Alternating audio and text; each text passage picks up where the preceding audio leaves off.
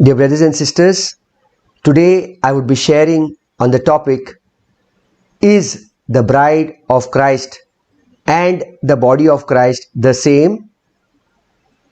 Who for sure is the bride of Christ and will dwell in the new earth? So today I would request you, dear brothers and sisters, we see a lot of confusion being created in the body of Christ today. There are many preachers and teachers who call themselves to be born again, Bible believing Christians, and yet they say that the body of Christ or the church is the same as the bride of Christ. So today let us see who really is the bride of Christ. So as I proceed further, I would request you to please keep your Bibles open, your notebooks, your pen. I would request you to write. Do not accept any preacher or any teacher preaching anything unless and until you rightly divide the word of truth. 2 Timothy chapter 2 verses 15, where Paul tells Timothy, study to shew thyself approved to God, a workman that needeth not to be ashamed, rightly dividing the word of truth. And we need to divide the word rightly by following Paul's 13 epistles. And in 2 Timothy chapter 2 verses 15, as Paul is speaking to rightly divide the word of truth, we follow it the Pauline way. So a very, very warm welcome to each and every one of you. I would request you to please open up your Bibles and to check every scripture spoken over here, following the dispensational way by rightly dividing the word of truth. So as I proceed further, you will be seeing on the background the scriptures coming and the description of whatever I would be speaking. How do we study or approach the Bible? We approach and study the Bible in a dispensational way. If we go and read 1 Corinthians chapter 9 verses 17, Ephesians chapter 1 verses 10, Ephesians chapter 3 verses 2 and Colossians chapter 1 verses 25, Paul uses the word dispensation. I've given these teachings. They are present on the YouTube. You may please check it on what is dispensational way of studying the Bible. And by rightly dividing the word of truth, today we approach this topic, who really or who actually is the bride of Christ. Is the body of Christ or the church the bride of Christ? Are both the body of Christ and the bride of Christ one and the same?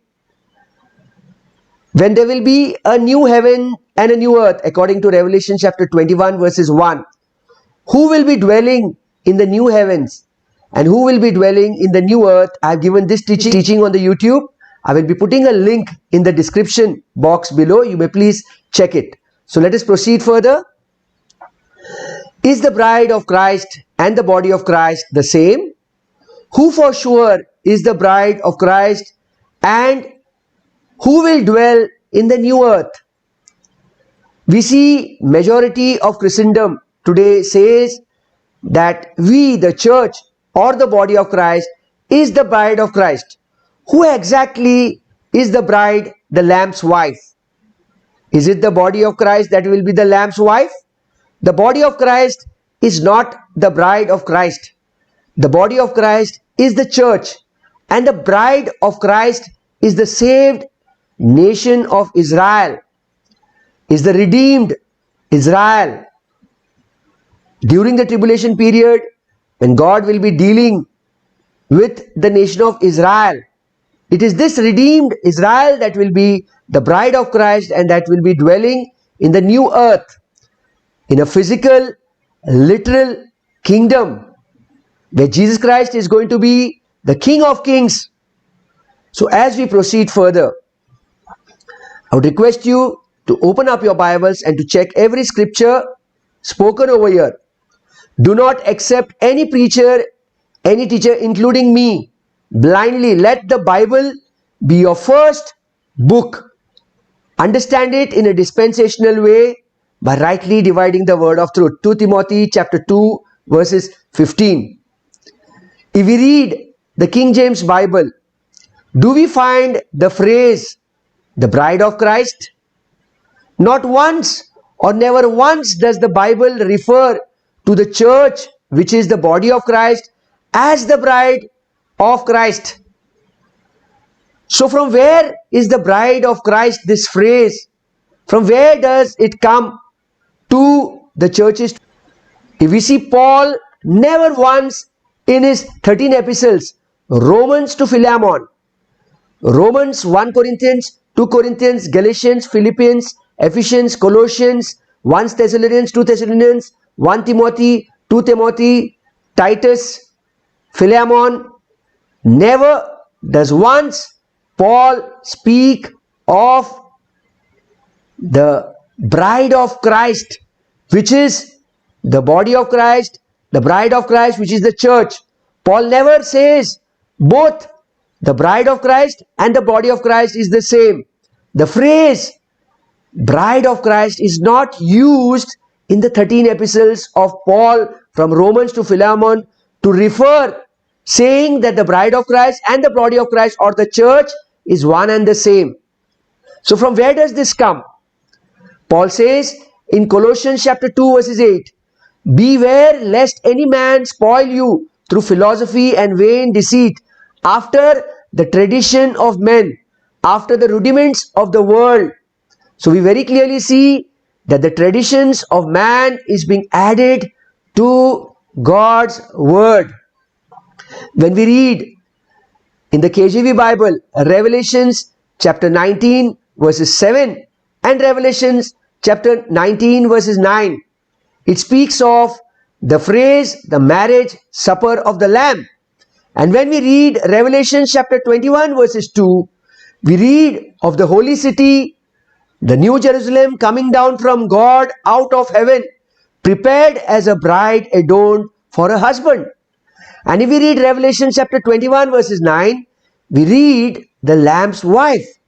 Let us open up our Bibles and check these scriptures. Go to Revelation chapter 19 verses 7. What does it speak over here? It says, let us be glad and rejoice and give honor to him, for the marriage of the Lamb is come, and his wife hath made herself ready. And if we go to Revelation chapter 19 verses 9, and he said unto me, write, blessed are they which are called unto the marriage supper of the Lamb. Dear body of Christ, I want to tell you one thing, that Revelation chapter 19 verses 7 and Revelation chapter 19 verses 9 takes place after the 7-year tribulation period. And we very clearly see over here that the body of Christ is already raptured before the 7-year tribulation. And the body of Christ in 1 Thessalonians chapter 4 verses 17 very clearly says that we will be with the Lord forever. We will be with the Lord forever. So the body of Christ does not come down to this earth when Jesus Christ comes in Revelation chapter 19 on his white horse to fight the war. There are many preachers and teachers who say that the armies accompanying Jesus on the white horses is the body of Christ or the church who is coming back again to fight the war, which is wrong. I've given a teaching on the YouTube. I will putting a link in the description. Who are those who accompany Jesus Christ on white horses? I put a teaching on the YouTube. I will be putting the link below in the description box. You may please check. They are not the body of Christ, but those who are accompanying Jesus in Revelation chapter 19 verses 14 is not the body of Christ, is not the church. They are angels. All scriptures are put in the teaching. You may please check it. The holy city, the New Jerusalem, coming down from God out of heaven, prepared as a bride adorned for a husband. We read this in Revelations chapter 21 verses 2. And I, John, saw the holy city, New Jerusalem, coming down from God out of heaven, prepared as a bride adorned for a husband. And if we read Revelation chapter 21 verses 9, we read, the Lamb's wife. And there came unto me one of the seven angels, which had the seven vials full of the seven last plagues, and talked with me, saying, Come hither, I will shew the bride, the Lamb's wife. Now, who is this Lamb's wife? Who is this bride of Christ? Is it the body of Christ? No. The body of Christ and the bride of Christ are two different entities. The body of Christ is you and I, the church. And the bride of Christ is the redeemed nation of Israel. The bride of Christ, the redeemed Israel, is going to be dwelling in the new earth. I put this teaching on the YouTube. I will be putting a link in the description below. You may please check on this. Now, there is a marriage taking place in the last few chapters of the book of Revelation. But who is marrying whom? Is it the body of Christ, the church, which is the bride, or is it the nation of Israel?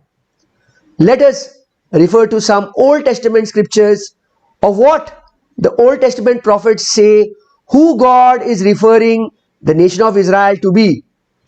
Let us open our Bibles to Jeremiah chapter 3 verses 14 and Jeremiah chapter 3 verses 20. We clearly see, very clearly, dear body of Christ, dear brothers and sisters, we see God referred to the nation Israel as the Lamb's wife and Christ as believing Israel's husband. Jeremiah chapter 3 verses 14 and Jeremiah chapter 3 verses 20.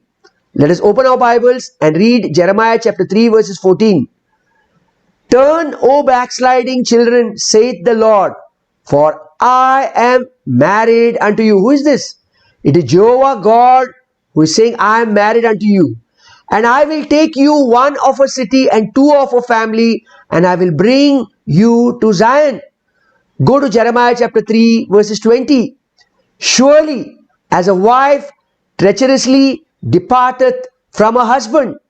Who is this wife? Again, you see, this is an Old Testament scripture which speaks of the nation of Israel. So have ye dealt treacherously with me, O house of Israel, saith the Lord. Go to Jeremiah chapter 2 verses 32. Can a maid forget her ornaments, or a bride her attire? Yet my people have forgotten me days without number. Who is this bride? The people, the nation of Israel. Go to Jeremiah chapter 2 verses 32. Can a maid forget her ornaments, or a bride her attire? Yet, who is this? I am reading the same scripture again, Jeremiah chapter 2 verses 32. I put the meaning of who is this my. This my is Jehovah, God. People, who is this people? They are Israel. Have forgotten me. Have forgotten whom? Jehovah, God. Days without number. Jeremiah chapter 2 verses 32. If we read Isaiah chapter 54 verses 5 and 6. For thy maker is thine husband. The Lord of hosts is his name. And thy Redeemer, the Holy One of Israel. The God of whole earth shall he be called. For the Lord hath called thee as a woman, forsaken and grieved in spirit, and a wife of youth, when thou wast refused, saith thy God. Why am I referring to the scriptures?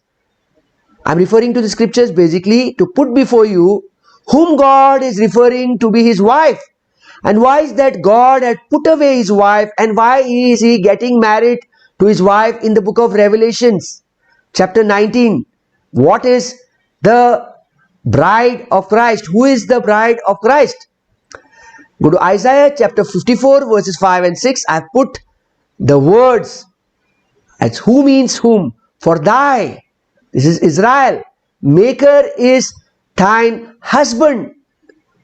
The Lord of hosts is his name, and thy Redeemer, the Holy One of Israel, the God of the whole earth shall be called. Verse 6, Isaiah chapter 54 verse 6. For the Lord hath called thee as a woman forsaken and grieved in spirit, and a wife of youth, when thou wast refused, saith thy God. Who is this? This is not the body of Christ. The body of Christ is not present over here. Because according to Romans chapter 16 verses 25, the body of Christ was a mystery which was kept a secret. It was revealed only to the Apostle Paul. So in no way is this woman, is this wife of youth, the body of Christ. In Isaiah, the body of Christ was a mystery. The church was a mystery which was kept a secret. Romans chapter 16 verses 25. The book of Hosea speaks how Israel was unfaithful to God, that is Jehovah God, and went willfully after other gods, thus committing spiritual harlotry. We see when a wife, that is Israel, cheated her husband. Who is her husband? That is Jehovah. And how did this wife cheat her husband? And how did she defile herself? When she started worshipping other idols. When God had bought the nation of Israel out of Egypt. When Israel was a slave, the moment God bought Israel out of Egypt, God married the nation of Israel and gave her the laws, the Old Testament covenant, the old covenant, as we see in Exodus chapter 24. When we read the book of Lamentations, we see in 586 BC, when Jerusalem was destroyed, God divorced Israel and Israel was captive under the Gentiles. Gentile kings were ruling Israel. And when we read the book of Hosea, we see how Jehovah God will forgive Israel of her sins. He will restore her, He will restore Israel and remarry her and bring her back to her promised land where she will be His earthly people forever. Let us see scriptures. Hosea chapter 2 verses 15 to 23. And I will give her vineyards from thence, and the valley of Achor for a door of hope, and she shall sing there as in the days of her youth, and as in the day when she came up out of the land of Egypt. And it shall be at that day, saith the Lord, that thou shalt call me Ishi. What is the meaning of the word Ishi? My husband. And shall call me no more Bali. Bali means my master. Just now what I spoke to you, that the nation of Israel had forsaken her husband by going to the other gods, thus committing harlotry. We see when a wife, that is Israel, cheated her husband, that is Jehovah God, and defiled herself. That was when God had bought the nation of Israel out of Egypt, when Israel was a slave. Now after Israel was bought out, God married the nation of Israel and gave her the laws and the old covenant, as we see in Exodus chapter 24. But what does the book of Hosea speak? It says that she had left her husband. Hosea chapter 2 verses 17 to 23. For I will take away the names of Baalim, the Canaanite gods, out of her mouth, and they shall no more be remembered by their name. So you see here, nation of Israel started going after other gods. She started committing spiritual harlotry. She was behaving like a spiritual harlot. Verse 18, and in that day will I make a covenant for them with the beasts of the field and with the fowls of heaven and with the creeping things of the ground, and I will break the bow and the sword and the battle out of the earth, and I will make them to lie down safely. And I will betroth is where a husband betroths his wife, and I will betroth thee unto me forever. That is when Jesus comes again in His second coming. He will remarry the nation of Israel. Yeah, I will betroth, engage. Meaning of betroth means engage or to marry. Thee unto me in righteousness and in judgment and in loving kindness and in mercies. Hosea chapter 2 verses 20 to 23. I will even betroth thee unto me in faithfulness, and thou shalt know the Lord. See, I will even betroth thee unto me in faithfulness, and thou shalt know the Lord. And it shall come to pass in that day, I will hear, saith the Lord, I will hear the heavens, and they shall hear the earth. And the earth shall hear the corn and the wine and the oil, and they shall hear Jezreel. And I will sow her that is, make her fruitful unto me in the earth, and I will have mercy upon her that had not obtained mercy. And I will say to them, Israel, which were not my people, thou art my people, and they shall say, thou art my God. You see, God is going to get back the nation of Israel that had committed spiritual harlotry, had left Jehovah God, and God is going to bring them back by getting married to the nation of Israel. When we read Jeremiah chapter 31, what do we read? Jeremiah chapter 31, verses 31, 32 and 33. We read over here, behold, the days come, saith the Lord, that I will make a new covenant with the house of Israel and with the house of Judah. The new covenant is not made with Gentiles, but it is made with the house of Israel and with the house of Judah. Because even the new covenant had certain laws. According to Hebrews chapter 10, verses 26 to 29, every willful sin would be judged, just like Ananias and Sapphira in Acts chapter 5, verses 2 and 3. They lied to the Holy Spirit, and they fell down and they died. Go to Jeremiah chapter 31, verses 32. Not according to the covenant that I made with their fathers in the day that I took them by the hand to bring them out of the land of Egypt, which my covenant they broke. That was when they committed spiritual harlotry. They broke that covenant. Although I was an husband unto them, I was. Jeremiah chapter 31, verses 32, Jehovah God is saying, although I was an husband unto them, saith the Lord. Again Jehovah said that he was Israel's husband. We very clearly see in Jeremiah chapter 31, verses 32, that Jehovah God was the husband of the nation of Israel. But because the nation of Israel had committed spiritual harlotry, God had put them away. But during the tribulation period, God is going to deal with them and He is going to remarry them. The nation of Israel is the bride of Christ. The body of Christ is not the bride of Christ. The body of Christ, the church, is you and I. The bride of Christ is the nation of Israel, coming under the new covenant. You and I do not come under the new covenant. We come under the fellowship of the mystery. We come under the dispensation of grace. It's the fellowship of the mystery. God wanted the nation Israel to be His representative nation in the earth.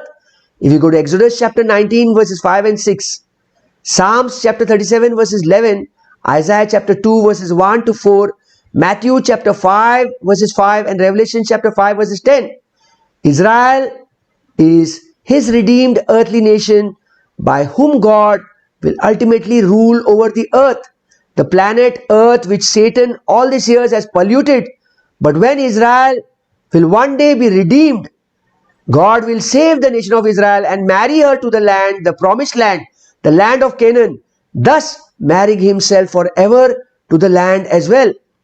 Go to Exodus chapter 19, verses 5 and 6. Now therefore, if you will obey my voice indeed and keep my covenant, then ye shall be a peculiar treasure unto me above all people, for all the earth is mine, and you shall be unto me a kingdom of priests and a holy nation. These are the words which thou shalt speak unto the children of Israel. God told Moses to speak these words. Whom? To the nation of Israel. These are the same words which Peter speaks in 1 Peter chapter 2, verses 9 and 10. You are a kingdom of priests and a holy nation. Who is a holy nation? The nation of Israel. You and I are not a kingdom of priests. We Gentiles, which are the body of Christ, which is the church, is not a kingdom of priests, is not a holy nation. Peter, in 1 Peter chapter 2, verses 9 and 10, is just echoing, is just speaking the same words that is spoken in Exodus chapter 19, verses 6. And ye shall be unto me a kingdom of priests and a holy nation. Who is this? The nation of Israel. These are the words which thou shalt speak unto the children of Israel. Hope you all are understanding, dear brothers and sisters. Go to Psalms chapter 37, verses 11. But the meek shall inherit the earth and shall delight themselves in the abundance of peace. Now, in the 1,000-year millennium, you will find Jesus being the king, ruling the nation of Israel. And what was spoken in Matthew chapter 5, verses 5, blessed are the meek, for they shall inherit the earth. Matthew chapter 5, verses 5 is going to take place in the 1,000-year millennium. Go to Isaiah chapter 2, verses 1 to 4. the word that Isaiah the son of Amos saw concerning Judah and Jerusalem.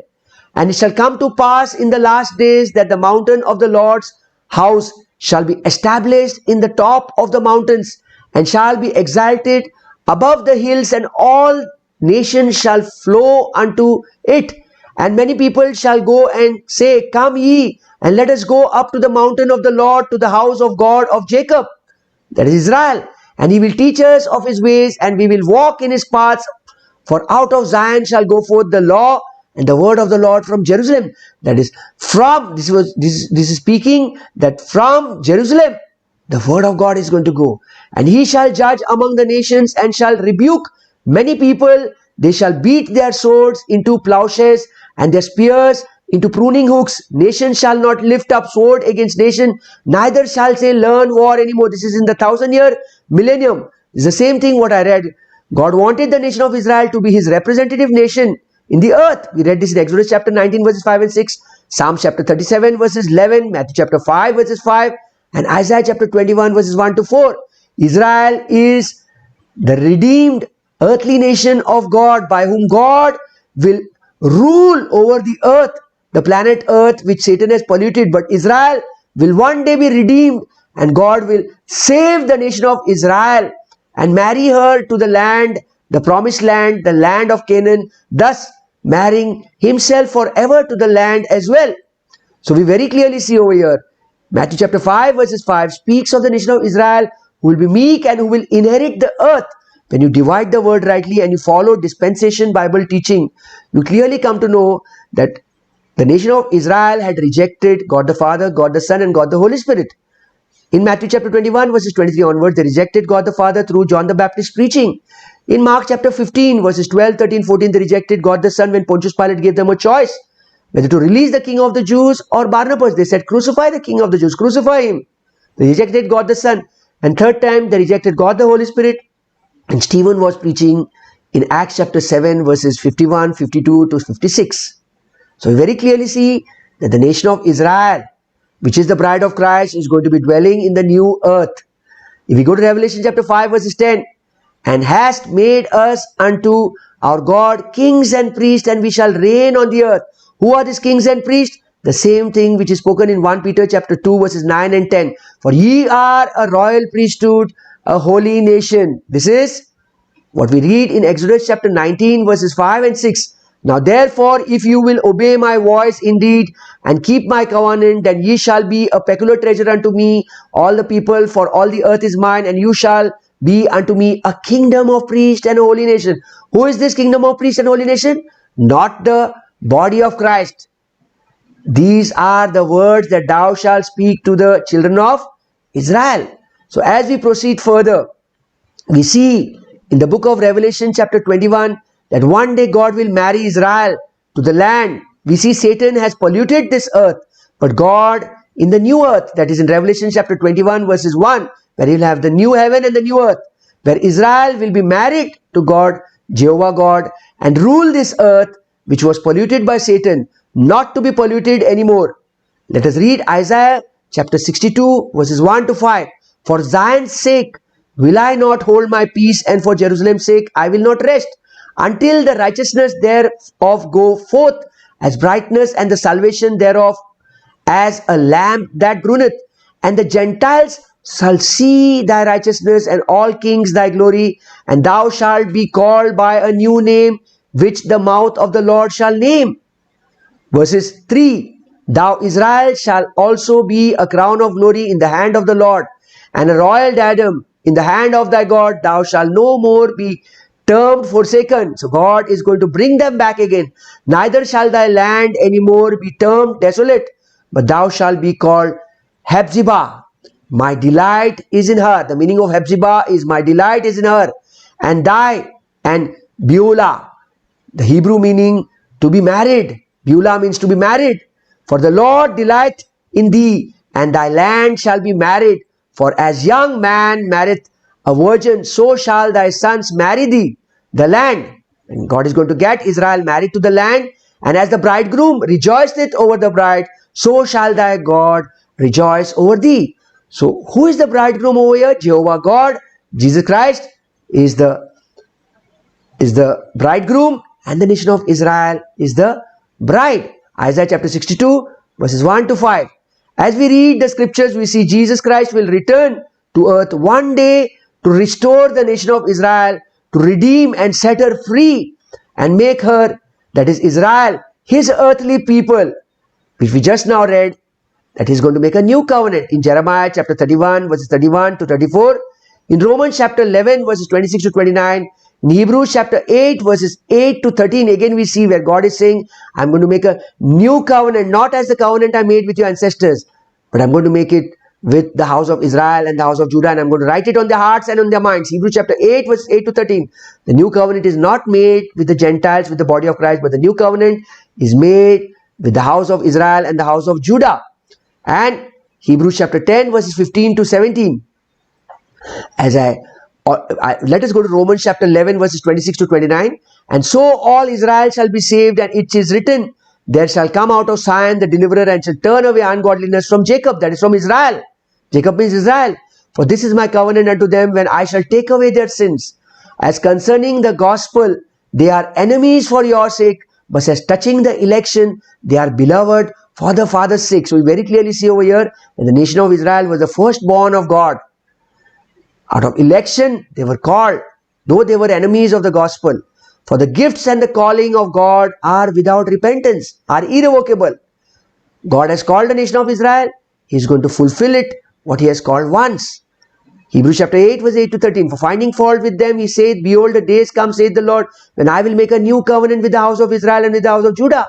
Not according to the covenant that I made with their fathers in the day when I took them by the hand to lead them out of the land of Egypt, because they continued not in my covenant, and I regarded them not, saith the Lord. Hebrews chapter 8 verses 10. For this is the covenant that I will make with the house of Israel after those days, saith the Lord. I will put my laws into their mind and write them into their hearts. Not in your mind and my mind, not in the hearts and the minds of the body of Christ, the church, but in the hearts and the mind of the nation of Israel and Judah. And I will be to them their God, a God, and they shall be to me a people. And they shall not teach every man his neighbor and every man his brother, saying, know the Lord, for all shall know me, from the least to the greatest. For I will be merciful to their unrighteousness, and their sins and their iniquities will I remember no more. In that he saith, a new covenant he had made, the first one old. Now that which decayeth and waxeth old is ready to vanish away. Hebrews chapter 8 verses 8 to 13. Now if we go to Hebrews chapter 10 verses 15 to 17, whereof the Holy Ghost also is a witness to us. For after that he had said before, this is the covenant that I will make with them after those days, saith the Lord. I will put my laws in their hearts and their minds, and I will write them, and their sins and iniquities will I remember no more. God is no longer going to remember the past sins of Israel. If we read Genesis chapter 12 verses 1 to 3.